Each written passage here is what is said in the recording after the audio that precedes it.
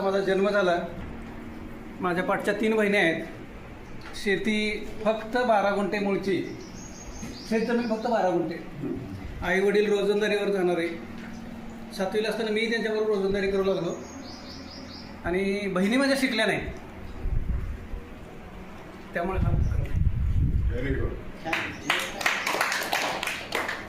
फक्त वंशाच्या देवावरून आई वडिलांनी मला शिकवलं. बहिणीचे लग्न 7वीला 8वीला 9वीला असताना करून दिली आणि ही एक खंत राहिली होती. आणि पुढं शांतला लग्न ठरलं, लग्न झालं. लग्नानंतर एक बनरी माणूस माझ्या जोडीला उभा राहिला आणि त्यातून हे करत असताना अनेक अडचणी, संघर्ष, म्हणजे घरापासून हे उभा राहण्यापासून सगळ्या गोष्टी करत असताना पाण्याची टाकी घ्यायची होती ह्या कामाला सुरुवातीला. भाडे नाही ती, पैसे नाही. दिवसभर फिरलो दोघे जण, मॅडम रडायला लागल्या. पाण्याची टाकी शेवटी मॅडमने दागिने दिली संध्याकाळी, विकत घ्या, भाडं नको भरायला. तिथं सुरुवात झाली भाड्याच्या, तिथं सुरुवात झाली. तिथं पाणी आपण पडायला लागलं. पाण्याची टाकी घेताना परिस्थिती सांगा. पहिले सुरुवातच दिवसभर फिरलो भाड्यासाठी. भाड्याची टाकी आणायची. म्हणजे एवढ्या 40 मध्ये आल्यानंतर पाणी सफिशियंट टाकी आपण. मग ते टाकी आणायला 5,000 त्या वेळेला मिळायचे नाही, नव्हते आमच्याकडे. दोघांना मिळून बघा 7,000 आणि 5,000 टाकी एकाच आठवड्यात तरी नाही.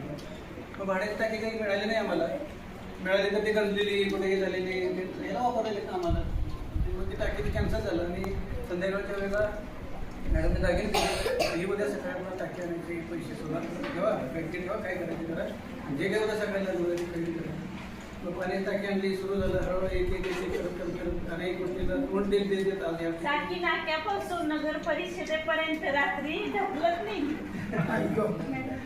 दोघांनी. ते 200 रुपये भाडं म्हणून द्यायचं. 150 रुपये, त्यावेळेला 150 रुपये भाडं होतं. मग तिथून नेली, टाकी बसवली, भेट केली रात्री. झालं, सुरू झालं.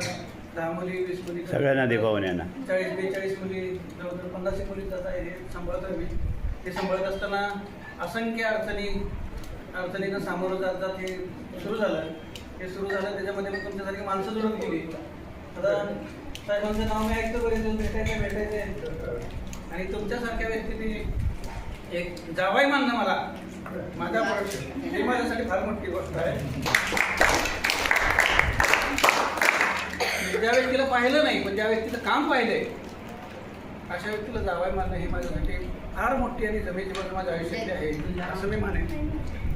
असंच आपलं सहकार्य राहावी अपेक्षा या ठिकाणी व्यक्त करतो.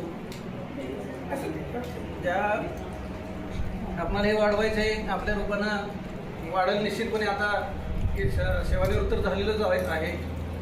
सेवेमध्ये असताना अनेक अडचणी येत होत्या, काम करायला अडचणी येत्या. आता फुल टाईम मी इकडं दिलेलंच आहे. आता सेवेमध्ये असताना बाबा हे करता येत नाही, ते करता येत नाही, सेवा करत असताना हे करता येत नाही. आता येतं सगळं, पण अडकून आणायचं, घडवून आणायचं सगळे करतात.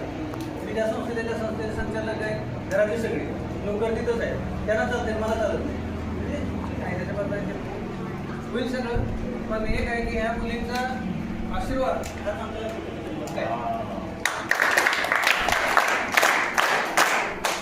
त्याची गोष्ट नाही. हे घर घेतलं, 4 लाख रुपये दिले आणि तो माणूस गायब झाला पैसे. तर मी एकच सांगितलं, मुलीसाठी घेतलेलं घर मी राहणार नाही, त्या मुली राहणार आहे. माझा 1 रुपया खोटा नाही. खोटाचं सगळे 4 लाख रुपये पडतील. तुम्ही जगाच्या पाठीवर कुठेही जा. 1.5 वर्षाने घर खरेदी झालं, त्यामध्ये मुली आल्या, समाधानी राहत आहे. आनंद आहे मला की मी दुसऱ्याच्या घरी राहतो पण माझ्या घरी माझ्या मुली राहतात.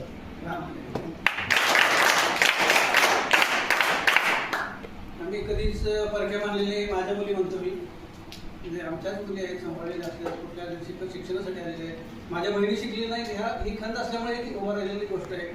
आणि दुसरी घटना घडली, आम्ही जिथं काम करतो त्या ठिकाणी माझ्यासोबत एक मुलगी होती. ती लहान असेपर्यंत शाळेत म्हणजे घरी जायची. भाऊ हॉटेलमध्ये पुण्याला काम करायचा. फार म्हणजे विचित्र अवस्थेमध्ये. मोठी झाल्यानंतर मुलगीला जायचं कुठं भाऊ हॉटेलमध्ये गच्चीवर कुठेही मोठा तर पुण्याला काम करायचं, कुठेही राहणार. पण मुलगी मोठी झाल्यानंतर त्या मॅडमपाशी ती मुलगी रडली आणि मॅडमने सांगितलं काय अडचण येत होती. तर ते मुलीने सांगितलं मी राहू शकत नाही, मोठी झाल्यानंतर मुलगी वयात. मॅडमने आपल्या घरी सांभाळली 3-4 वर्ष. सुट्टी झाली का आपल्या घरीच ती मुलाला माझ्या ते राखे पाठवते. पुण्याला ती मुलगी नोकरीला आहे, कर्वे इन्स्टिट्यूटमध्ये प्राथमिक शिक्षिका आहे. मग त्या मुलीला 3-4 वर्ष आम्ही सांभाळलं. मे महिन्यात दिवाळी सुट्टी, मे महिन्यात दिवाळी सुट्टी आमच्या घरी. आणि त्याच वेळेला माझा लहान बाळ तिला तिला भाऊ मांडलेला आहे ती बाकी बाळ. म्हणजे अशा अनेक जमेच्या गोष्टी आहेत. बोलावं तेवढं थोडंच आहे. हे काम करत असताना अडचणी 100% आहेत. समाजाचा बघण्याचा दृष्टिकोन, हे अनाथ आहेत, अनाथ नाही, हे मुले सगळे अनाथ नाहीत, काही आहेत अनाथ. आपण त्यांना शिक्षण देऊ शकत नाही समाज आहेत, सगळे अनाथ नाही. म्हणजे आमच्याकडे बघून अनाथ मुलं अनाथ पण सांभाळायचं काय झालं, ते आपलं काम आहे ना, समाजाचं बाधित आहे ना आपण. लक्षात आलं तुझा आजोबा डेप्युटी कलेक्टर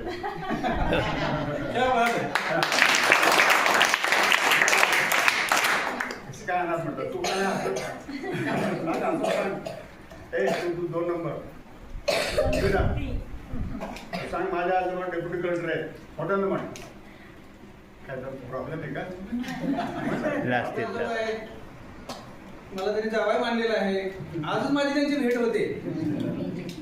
माझ्यासाठी फार मोठी गरजेची गोष्ट आहे. माझ्या आयुष्यात अशीच माणसं जुळत गेली आणि मी असं म्हणजे चांगल्या विचाराच्या लोकांच्या सहवासात राहिल्यामुळे मी इथं पोहोचलो. अन्यथा फार कठीण परिस्थिती होती. दारिद्र्य कसं असावं, किती असं 18 विश्व दारिद्र्य ज्याला म्हटलं जातं, असं दारिद्र्य.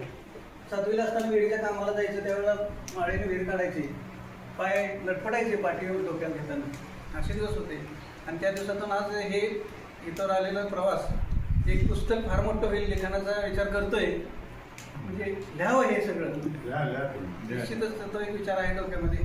हे काम करायचं आहे, अनेक गोष्टी करायच्या आहेत ह्या मुलींसाठी.